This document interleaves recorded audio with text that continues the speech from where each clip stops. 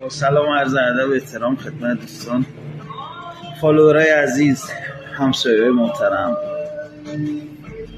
عرضم به خدمتشون همتون که این همه صحبت کردیم، هی گفتیم اینو نصیحت کن اون نصیحت کن، خودمون معرفی نکردیم. من علایالدین سیاهکالی مرادی، یکی از چند میلیون املاکی داخل ایران